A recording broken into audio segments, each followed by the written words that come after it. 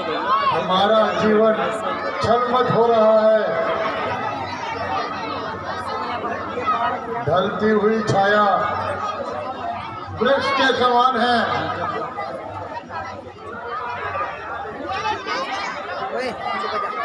जो नदी के किनारे बहा है,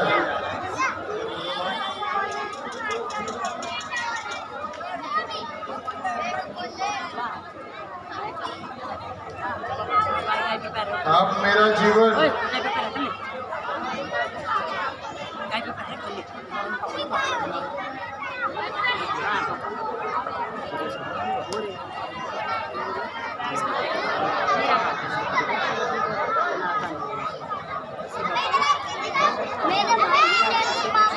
मुझ पर बुढ़ापा आ रहा है।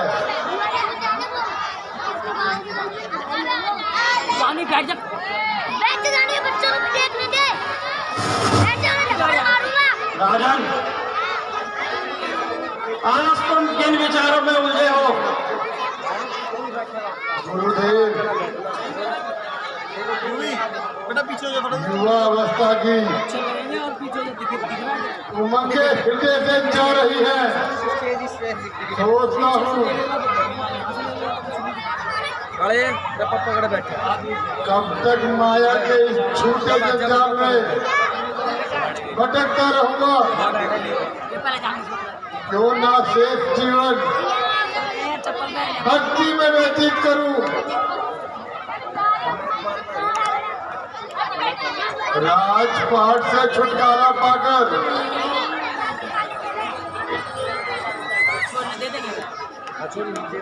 राजन, विचार तो अति उत्तम है, परंतु इस राज्य का उत्तराधिकारी किसे बनाओगे? गुरुदेव,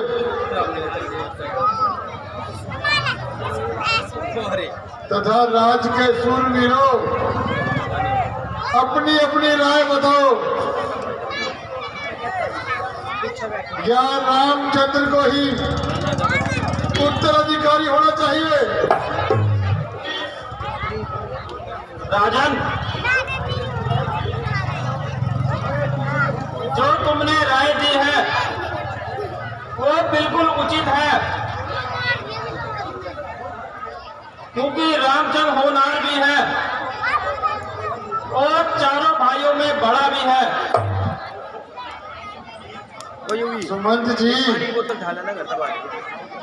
तथा राज के शूरवीरों, मेरा और गुरु जी का निर्णय तो आप लोगों ने सुनी लिया होगा,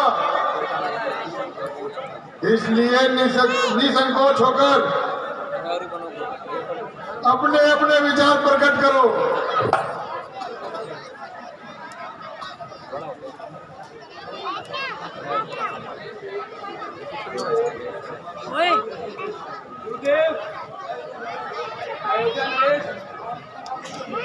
आपने जो निर्णय लिया है हम सब लोगों को स्वीकार है।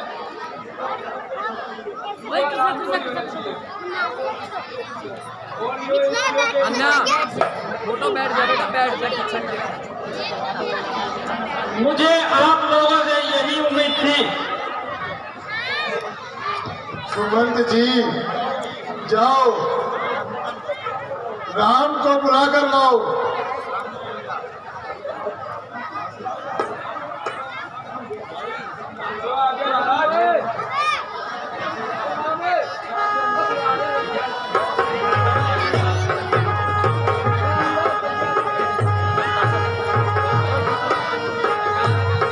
शांति से बैठे रहो, बहुत अच्छे अच्छे सीन है आज।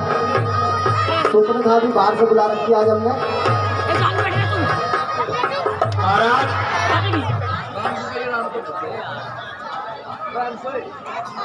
आपने सही समय पर निर्णय लिया है।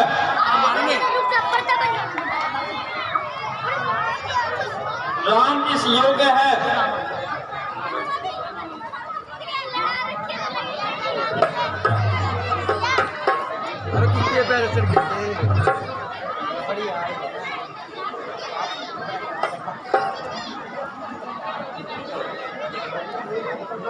आयुष्मान हो बेटा।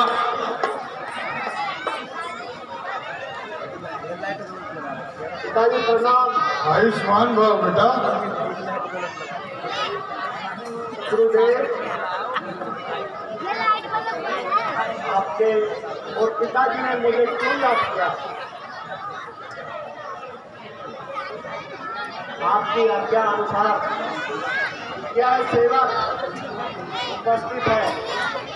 कहिए, मेरे लिए क्या आज्ञा है?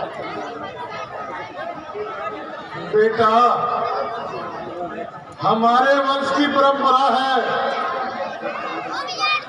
पिता के वृद्ध हो जाने पर राज का कार्यभार बड़े पुत्र को दिया जाता है। बेटा, अब तुम इस योग्य भी हो गए हो, आज्ञा का पालन कर सको।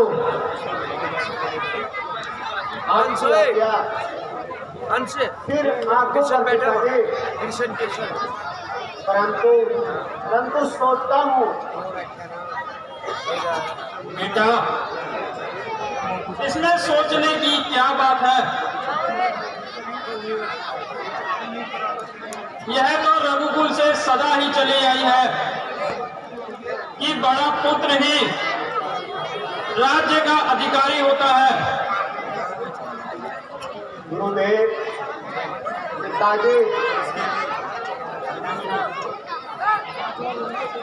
क्या आपने इन प्रजावासियों से पूछा है? क्या आपका निर्णय इनको पसंद आया?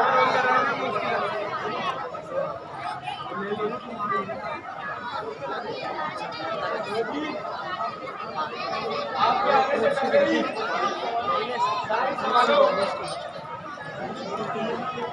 टूट का निर्णय ले लिया है।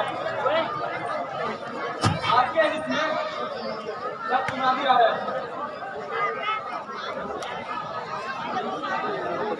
बेटा, प्रजा और पिता का स्थान पुत्र के समान होता है। पिता और पुत्र का दोनों ही कर्तव्य कि वो एक दूसरे के विचारों को समझें।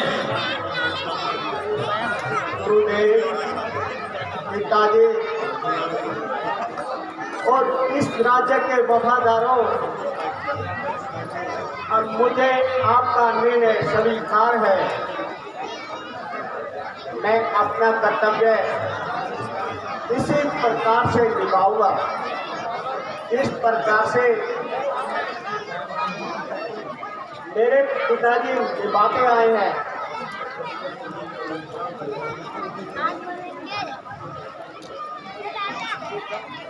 बेटा, तुमसे मुझे यही आशा थी। तुम धन्य हो बेटा।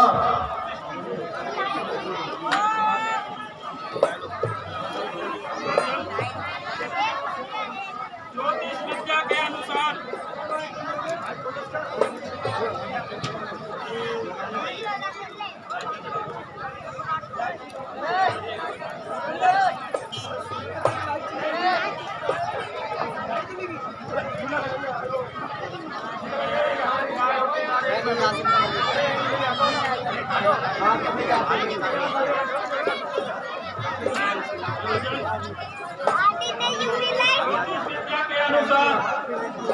कल का दिन शुभ है, इसलिए राज्य में मुनादी करा दीजिए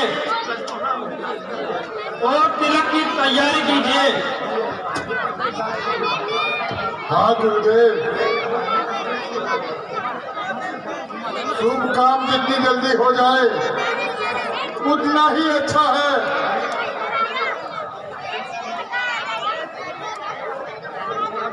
सुमंत जी, इस बात की घोषणा पूरे राज्य में करवा दो। घर घर में मंगल गीत गाए जाए। मोटो बैठ जाओ नीचे। निर्धनों को और ब्राह्मणों को दान दिया जाए। हमारे द्वार से कोई खाली न जाए। जो आज्ञा महाराज।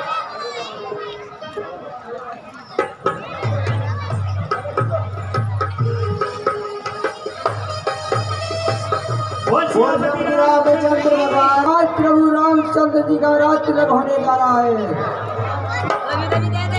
सुनो सुनो सभी नगरवासियों सुनो, आज प्रभु रामचंद्र जी का राज तिलक होने जा रहा है। घोषणा करने वाले जरा मेरे पास आकर तो घोषणा कर, यह तू कैसी घोषणा कर रहा है?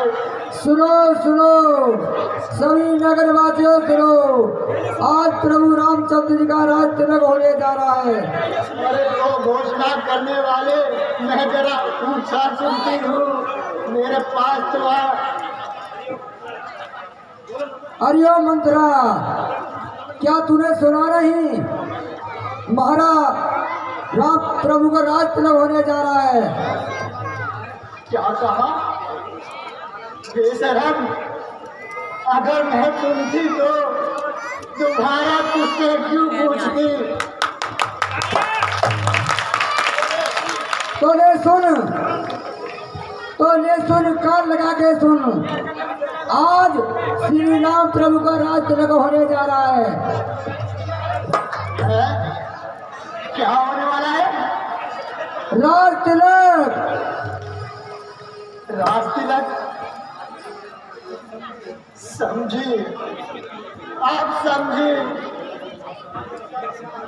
क्या समझी? यही कि हम गरीबों को कौन पूछता है? क्या तेरा तो सिर्फ एक ही ये मंत्रा, बस तेरा तो एक ही बात है। क्या तू ये सब बातें करती है मंत्रा?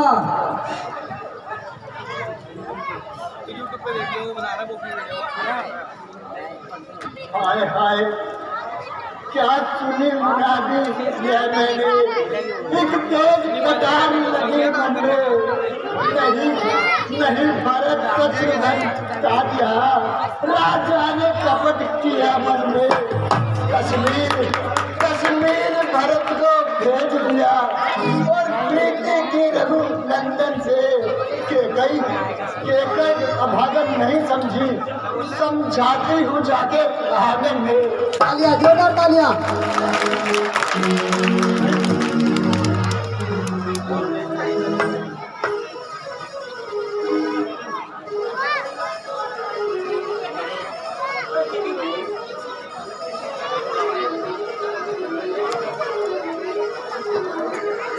बोल श्याम रामचंद्र भगवान की।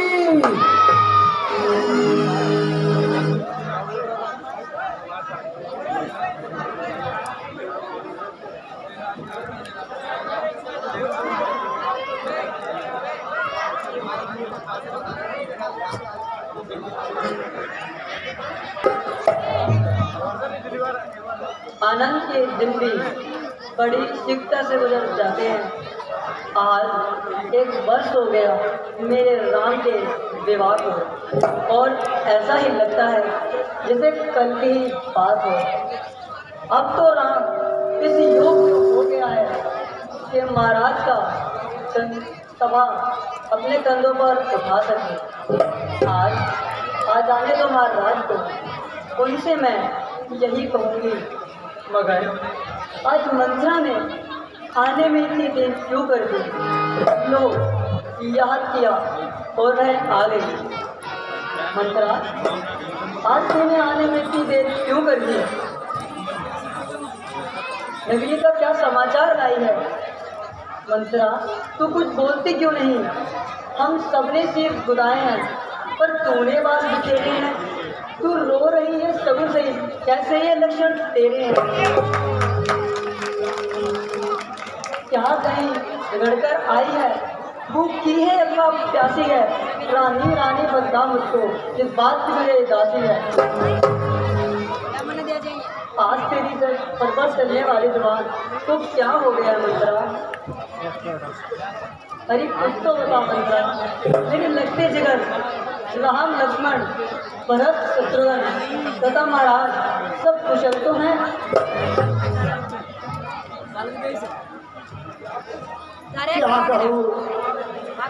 क्या कहूँ महारानी जी, हमारे दिन शुभ नहीं, गुलामी से आ गए हैं। गुलामी? कैसी गुलामी मंत्रा? आज तो भाई नशा करके तो नहीं आई? मेरा नशा तो समाप्त हो गया, रहा तुम्हारा नशा वह कल समाप्त हो जाएगा। मंत्रा, आज तू कैसी वैसी वैसी बातें कर रही है, मुझे तो कुछ समझ में नहीं आता। विनाश काले विपरीत बुद्धि, कमर बांधी है राजा ने, तुम्हारे ही मिटाने पर खुलेगा खेत सारा, कुछ समय के बीत जाने पर। मंत्रा, आज तू कैसे पहलियां मत बुझा, मुझे बता तू किस बात के लिए उतनी दुखी है? रानी जी, क्या तुम्हें नहीं मालूम? कल महाराज राम को युवराज बनाने वाले हैं। युवराज? क्या ये सत्य है मंत्रा? कल मेरा राम युवराज बनेगा? हाँ महारानी जी, यह बिल्कुल सत्य है। जरा बाहर निकल कर तो देखो, नगरी को कैसे सजाया जा रहा है।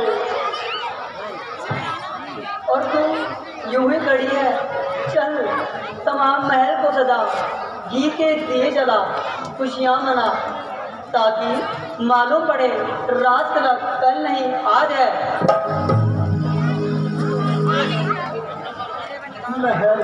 महल भी सज जाएगा, घी के दिए भी जल जाएंगे, हमारे लिए गम और उनके लिए खुशियाँ होगी, और रुतबा भी उनका बुलंद होगा। अरे कामी, रुतबा तो उसका बुलंद होता है जो राज गद्दी पर बैठता है। मुझे तो इस रुतबे के पीछे कुछ विनाश नजर आता है। विनाश? शर्म कर। बैठता सीधे को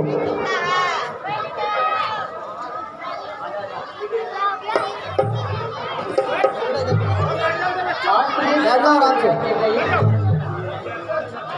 क्या राम मेरा बेटा नहीं, मुझसे उसका अधिकार नहीं, तो मैं क्यों ना खुशियाँ मनाऊं?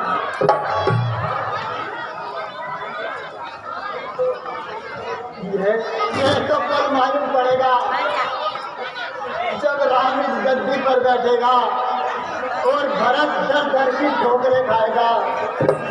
मंत्रा, यह तेरी सरासर भूल है। महाराज के लिए राम और भरत सब एक समान है। यह बिल्कुल झूठ है महारानी जी, यह तुम्हें बर्बाद करने पर तुले हुए है। मुझे तो तुम्हारे शुभ दिन कहीं भी नजर नहीं आते हैं। अरे शोर मत बजाओ बच्चों। चल निकल, उल्लासनी एक जिरंगी बनकर सचरुई की ढेरी को जलाने आई है। याद रख, अगर तूने दोबारा ऐसी बातें करी तो मैं तेरी जवान छीन लूंगी। जब तक तुम्हें अपने हित और अहित की पहचान नहीं होती, तब तक ही तुम ऐसी बातें करती हो। मैंने बहुत दुनिया देखी है। दुख तो सिर्फ इस बात का है कि जीत राम की होगी और हार अभागे भरत की। अरे कलमुही, क्या हार जीत लगा रखी है? राम भरत ये क्या लेकर बैठी है? मेरी तो कुछ समझ में नहीं आता। भोली रानी, समय को दोहराओ और याद करो, महाराज ने भरत को युवराज बनाने का तुमसे वादा किया था। बलिहारी ऐसे शब्द जो देश देश के होते हो, वो एक पुत्र को राज तिलक और दो जगह परदेश में हो। चुप है, घर में फूट डालने की बात करती है। उसी और राम की तो राज दरबार था सब बारूं, भरत जैसे हजारों लाल अपने राम पर मारूं।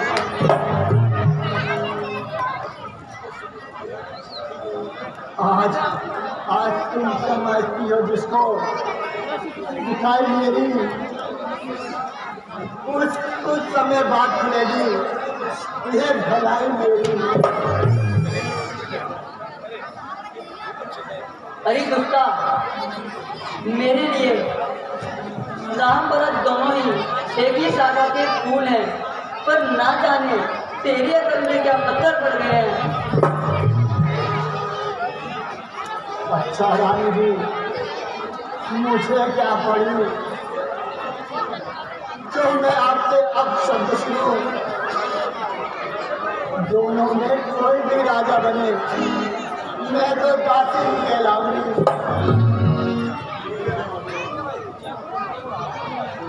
चुपचाप अपनी कुल पापिन क्यों घर में आग लगाती है? क्यों सूरज पर मिट्टी डाले अमृत में जहर मिलाती है? तालियां, जोरदार तालियां। इतना सोच जरा, जिस कुल का भोजन करती है उस कुल को ही गुस्सा दूर नष्ट करना चाहती है। भोली रानी ना जान न बन, बातों पर तेरे कान लगा, अग्नि के अंदर पाव न दे, छाती तेरा में बाण चला।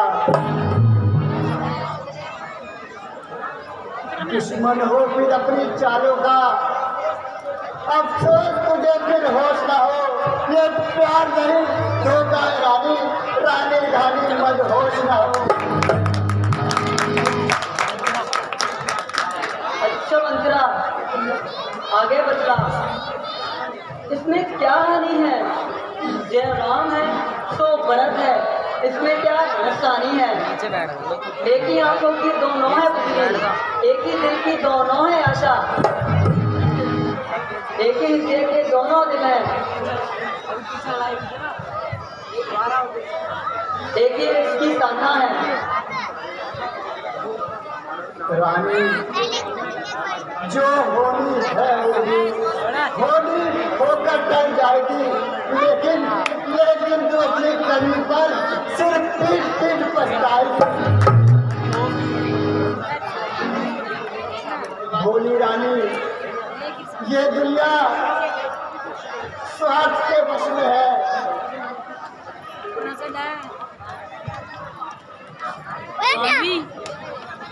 कहती तो तुम ठीक है, परंतु महाराज तो ऐसे नहीं है। तुम क्या समझती हो राजा केवल तुम्हारे हो? नहीं नहीं, वह तो सिर्फ तुम्हारी सुंदरता के दीवाने है। सुंदरता? क्या महाराज में सुंदरता के दीवाने हैं? हाँ, यह बिल्कुल सत्य है। वह तुम्हें उतना नहीं चाहते जितना वो कौशल्या को चाहते हैं। जरा सोचो, इतना बड़ा नगरी में उत्सव हो रहा है और किसी ने आकर तुम्हें पूछा भी है?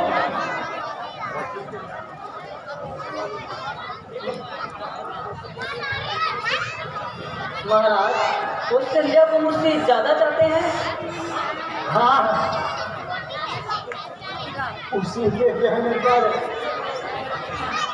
इतने बड़े उत्सव के समय पर भरत को मैंने हार भेज दिया। कौशल्या के कहने पर? हाँ महारानी, वह महाराज की चलती है, इसलिए उसने ही भरत को ननिहाल भिजवाया है।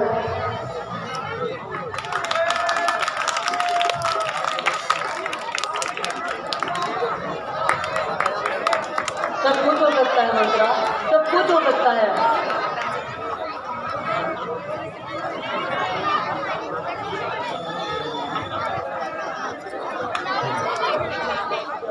सारी उम्र तुम दासी कहलाओगी और कौशल्या राजमाता बनकर तुम पर शासन करेगी। नहीं नहीं, मैं ऐसा नहीं होने दूंगी मंत्रा।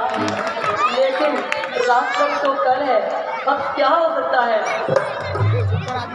हो सकता है, अब भी हो सकता है। अगर आप भी बोल दो ना माइक से यार। यह सब हाथ सिंगार उतार कर, मातम वस्त्र पहनकर कोई भवन की ओर चले जाओ। यह देखकर महाराज परेशान हो जाएंगे। इससे क्या होगा के गई? तुम्हें शायद याद नहीं, तुमने देवा के संग्राम में महाराज के प्राण बचाए थे और उन्होंने तुम्हें 2 वरदान देने का वचन दिया था। 2 वरदान? हाँ, मुझे याद है। बस आज वही वरदान मांग लेना और राम की सौगंध उठवा लेना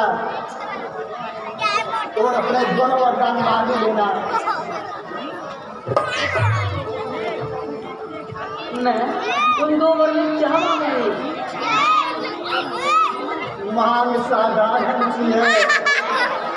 एक वरदान में भरत के लिए राजगद्दी और दूसरे वरदान में राम के लिए 14 वर्ष का वनवास। तालियां, जोरदार तालियां।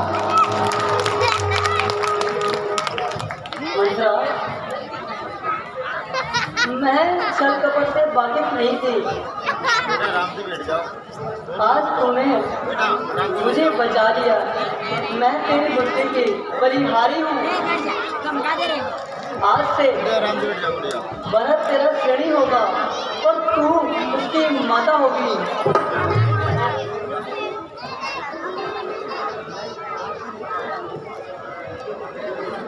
मंथरा, किंतु राम के 14 वर्ष बहुत होते हैं। 14 साल तो बहुत ज्यादा है।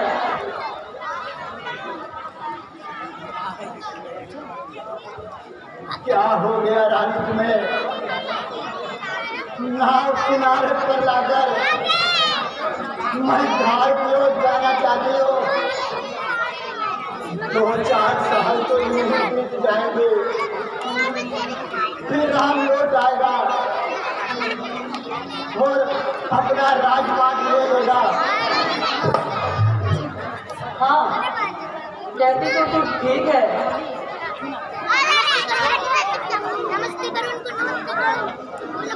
यदि राम 14 वर्षों तक वन में रहेगा, किसी बीच भरत जनता का प्यारा हो जाएगा।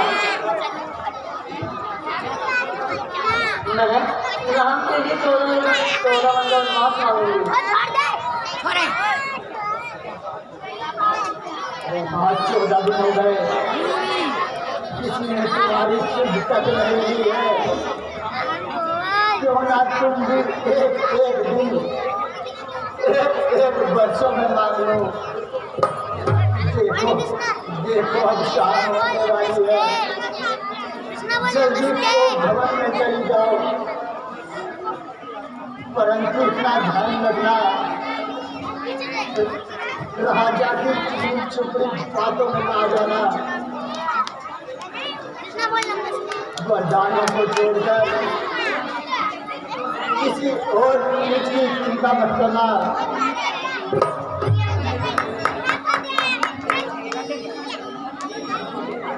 वो घर में चाहिए।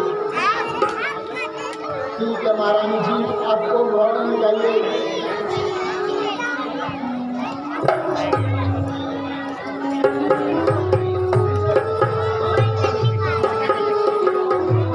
जाओ जाओ, मेरे हाथ श्रृंगार जाओ।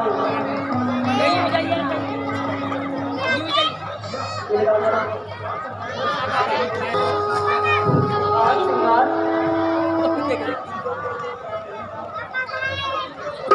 पापा के साथ जा, यहाँ तुमका कोई काम नहीं। जा पीछे पीछे जा। अवध के नाथ को मुझको सच्चा प्यार नहीं।